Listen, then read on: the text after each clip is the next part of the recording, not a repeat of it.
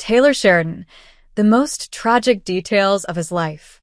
Creating a bona fide pop culture phenomenon is a rare accomplishment, yet writer and producer Taylor Sheridan managed to do just that with his hit show, Yellowstone.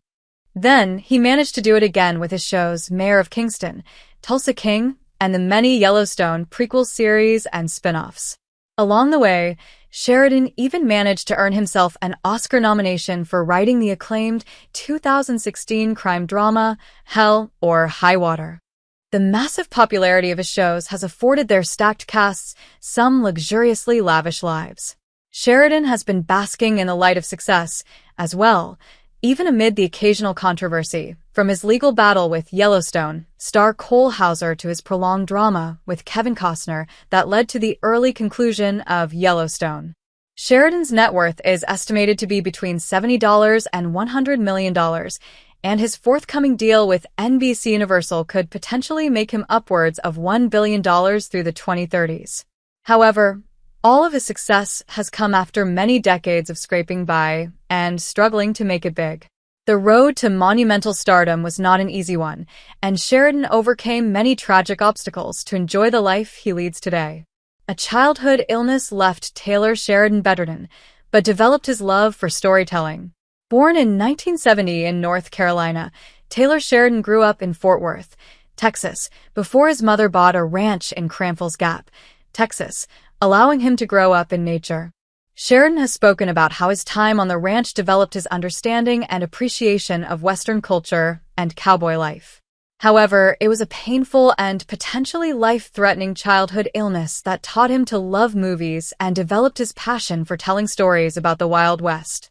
Sheridan developed pneumonia at a young age, becoming so ill that he found himself stuck in bed for weeks with nothing to do and no way to go out and enjoy the ranch he'd come to love so much. Being the early 1980s, he had little to do but watch an old TV with just the 3 major broadcast channels. "I watched a lot of old movies," Sheridan told Business Insider in 2016. "Clint Eastwood movies, a lot of John Wayne films, a lot of movies that celebrated the region of where I lived." Sheridan told Business Insider that, not long after he recovered from his bout of pneumonia, his family ended up getting cable, and the whole world opened up. He later revealed that it was his repeated viewing of Westerns that developed his sense of writing and creativity. While speaking with Andrea Fapani, host of the Along for the Ride podcast, Sheridan explained, "You see the same old movie 9 times and you start kind of studying it." Taylor Sheridan lost his beloved family home after his parents divorced. The film that earned Taylor Sheridan some of his greatest critical acclaim was the 2016 neo-Western crime drama, Hell or High Water. The film stars Chris Pine and Ben Foster as brothers who resort to robbing banks to prevent the foreclosure of their family's ranch. While Sheridan hasn't ever robbed a bank, the idea of rampant capitalism costing his family their beloved ranch is a pain he knows all too well and is what informed his Oscar-nominated screenplay. It is also one of the driving forces for the story underlying most seasons of Yellowstone. In 1991, after his parents divorced, his mother wound up borrowing against the ranch and eventually losing it. Between Sheridan being in college at the time and her ongoing divorce, Sheridan's mom felt she couldn't run the ranch alone, nor could she afford it. "When you write, it's always of an autobiographical nature," Sheridan told Texas Highways magazine in 2021. "Our family ranch has informed Yellowstone in many ways, but losing it was the biggest one." The devastation of that moment not only wounded Sheridan's soul but also drove a wedge between him and his mom. Sheridan's mother recalled to the outlet, "I don't think Taylor spoke to me for a year." Now that Sheridan is one of the most successful creatives in the television landscape, he's established his own ranch kingdom in Texas. Sheridan primarily lives on a sprawling 600-acre bosque ranch located in the modest town of Weatherford. Sheridan also has a stake in the historic and famous Four Sixes Ranch, which he purchased alongside a group of investors for $320 million in 2022, after the iconic ranch played a major role in Yellowstone. Taylor Sheridan struggled for years before his breakthrough. Before Taylor Sheridan found success behind the camera, serving as a writer, director, and producer, he began his career in Hollywood as an aspiring actor.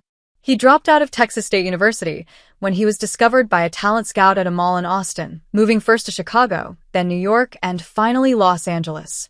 Sheridan soon began landing small bit roles in a number of different TV shows.